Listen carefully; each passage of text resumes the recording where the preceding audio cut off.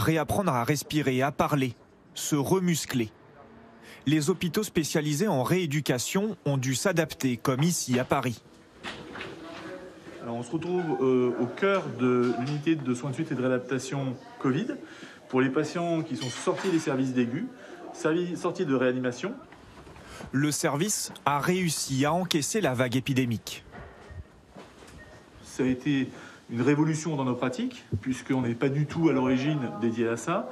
Et c'est vrai que là, dans l'état actuel des choses, on se retrouve avec un service qui était dédié à 15 lits, où on est monté jusqu'à 21 patients. Les équipes médicales ont créé des protocoles particuliers. Ok, on y va, on se lève. Oui. On va faire les exercices. Donc on commence là-bas. Solène Gilpin donne une séance de kiné par jour à cette patiente. Okay. Encore une fois, un aller-retour. On fait du réentraînement à l'effort. On réadapte en fait ses poumons pour qu'ils ventilent comme il faut. Après chaque exercice de respiration, il faut contrôler le taux d'oxygène dans le sang. Ok, 85. Donc là, on est descendu très bas, très vite. On va s'asseoir. On va reprendre un peu d'oxygène. Chez une personne normale qui n'a aucune pathologie, rien du tout, ça va être en général aux alentours de 99-100%. Les malades hospitalisés sont très fatigués. Ils restent en moyenne entre 2 et 3 semaines en rééducation. Voilà, vraiment là.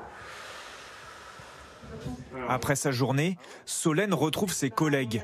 Ici aussi, l'épidémie a tué. Des patients trop affaiblis pour s'en remettre.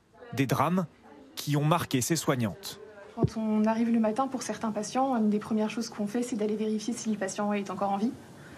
Donc c'est parfois un petit peu lourd. Et on n'est pas habitué à ça dans nos services. On sait très bien que leur état est un peu en dents de scie. Enfin, un jour, ça va aller et le lendemain, ça se dégrade complètement. Donc, on part pendant 3-4 jours. On ne sait pas exactement comment est-ce que ça va être quand on va revenir, quoi. On est humain et on est quand même très dans l'empathie finalement avec nos patients. Mais c'est dans ces moments-là qu'il faut essayer de prendre du recul.